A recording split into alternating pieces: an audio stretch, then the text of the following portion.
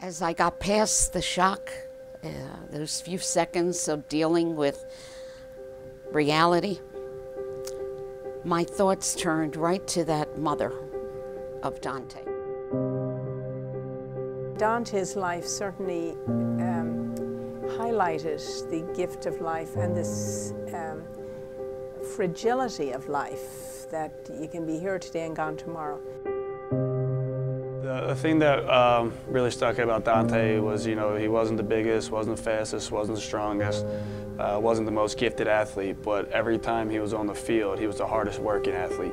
And that's something you can't teach, his work ethic, his hustle, his drive and determination.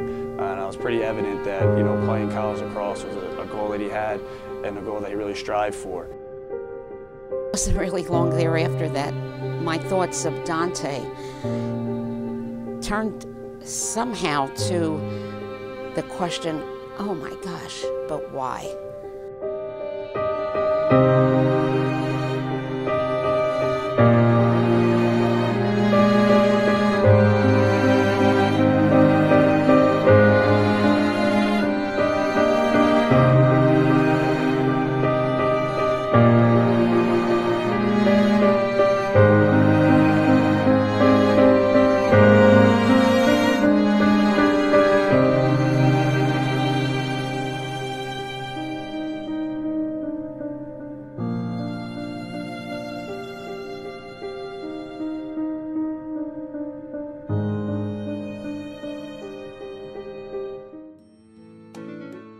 In the natural order of the world, suffering is random.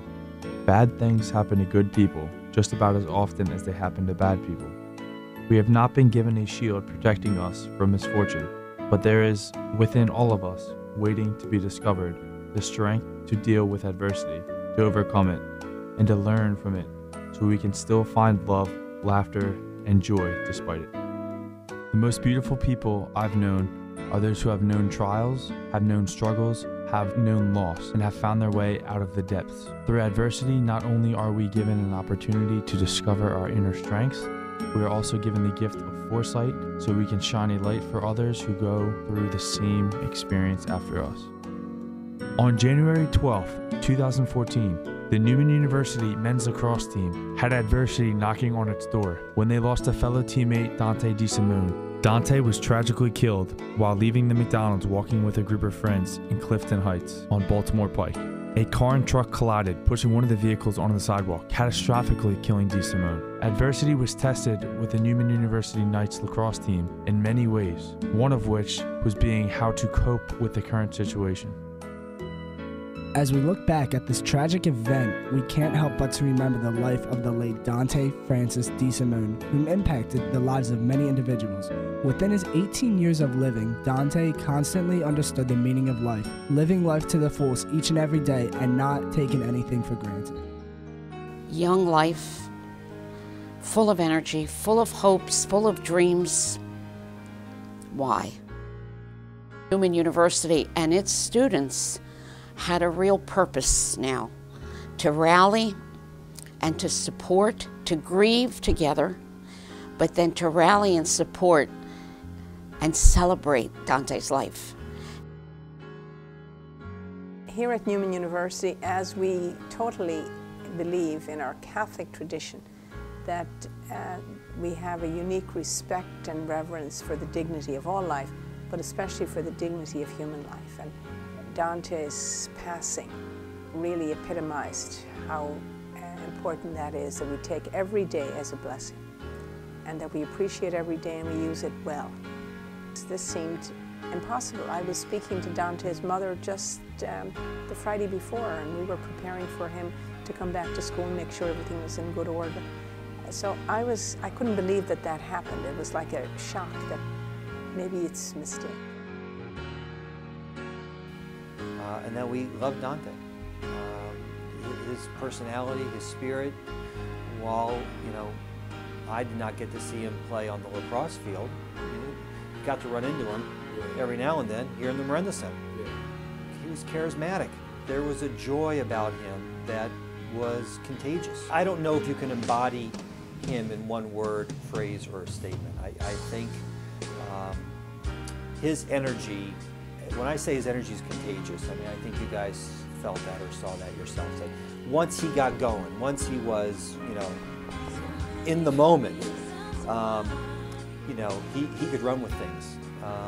And he would add to whatever that experience was. So he was the embodiment of, you know, the champion of an underdog, that type of spirit, that, yeah, that Philadelphia idea, that Rocky type of, you know what, you can knock me down, but you know what, I'm going to get back up. You can knock me down again, I'm going to get back up. And that whole thing that captures really our city, the city we live outside of this, that's how I think of him. You know, sort of that's he embodies that type of spirit, that Philadelphia Rocky type of underdog. We're gonna take the hill.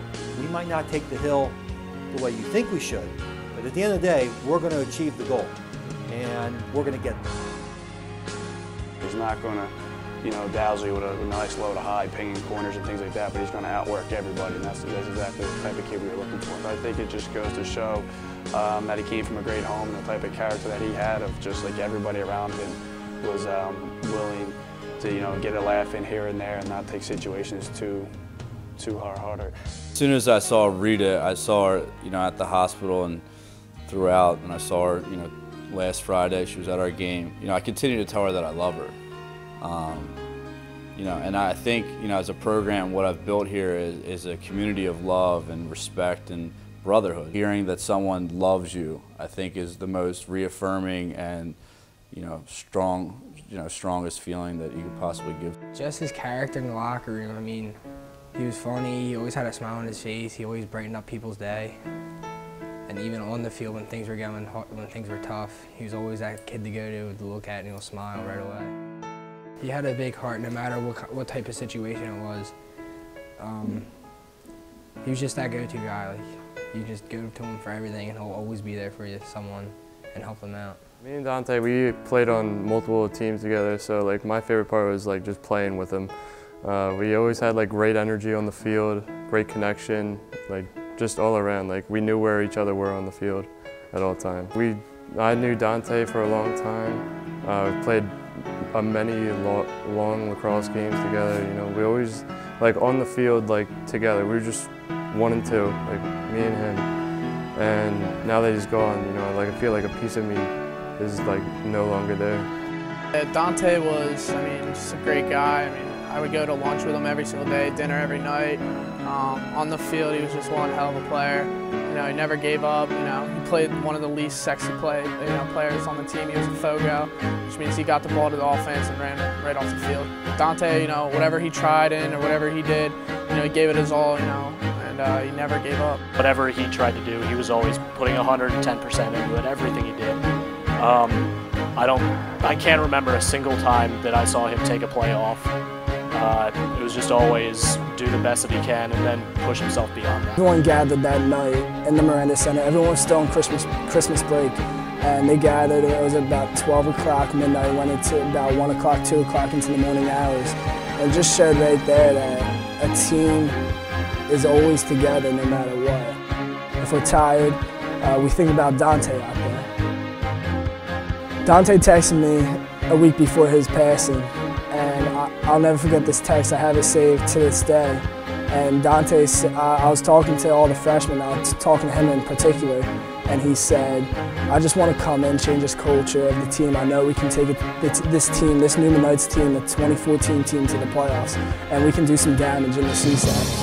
He was a man full of confidence. I think it's very overlooked nowadays because we have all these little things that happen, you know, every single day, and we really forget how important life is.